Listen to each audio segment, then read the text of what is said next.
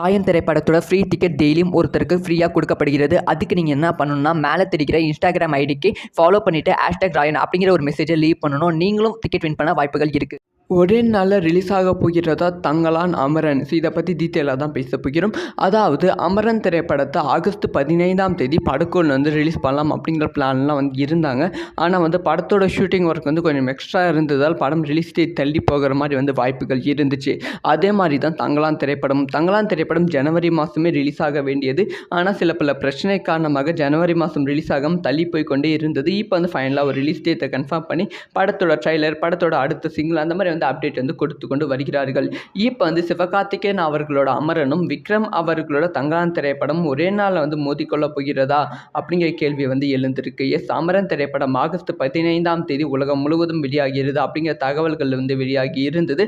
அதை உறுதிப்படுத்துற விதமாக இன்னைக்கு ஈவினிங் 5 மணிக்கு அமரன் திரைப்படத்தோட அஃபிஷியலான ரிலீஸ் டேட்டை அனௌன்ஸ் பண்ண போகிறாங்க.